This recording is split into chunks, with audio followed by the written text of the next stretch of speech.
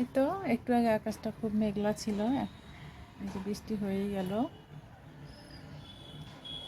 মেঘগুলো কেটে গেছে আকাশ থেকে।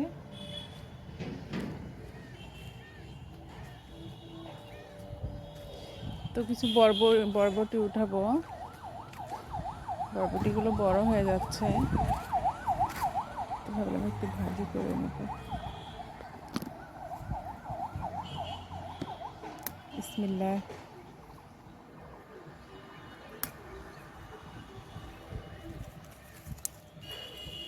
এখানে একটা গাছের বরবটি আমার জন্য এনাফ।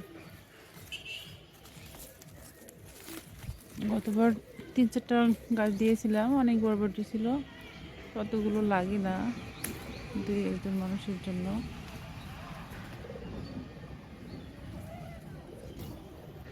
ওখানে রয়ে গেছে, এগুলো উঠায় না নিলে কয়দিন পর বীজ হয়ে যাবে।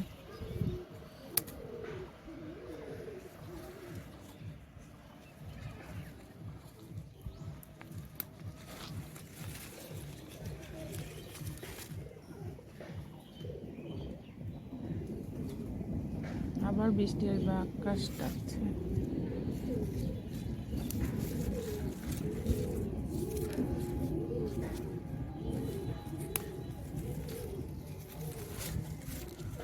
তো এই বরবটিটা সাদা ভাজি খেতে ভালো লাগে, দেশি আলু দিয়ে। তো ভাবছিলাম ছাদে রান্না করব, ছাদে যেহেতু পানি জমে গেছে আর বৃষ্টিও চলে আসবে, তো আমি রান্নার ভিডিওটা আপনাদের সঙ্গে শেয়ার করব। আশা করছি আমার ভিডিও জুড়ে থাকবেন। এই তো চিপায় চাপায় লুকায় আছে,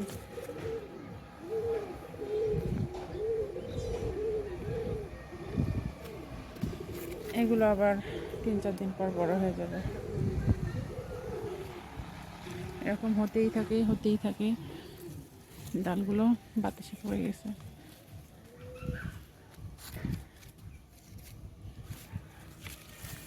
এভাবে নিজের হাতে বরবটি তুলতে কি যে ভালো লাগে।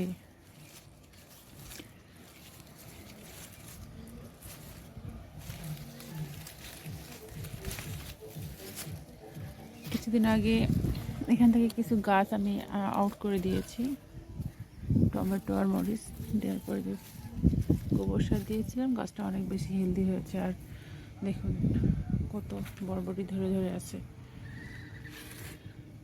এই তো এতটুকু যত্নই আমি করি, এর চেয়ে বেশি যত্ন করার কোনো দরকার নেই। অনেকে মনে করে অনেক যত্ন করতে হয়। এই দেখুন ছিম, কত ছিম ধরে আছে, এই যে ফুল আসছে।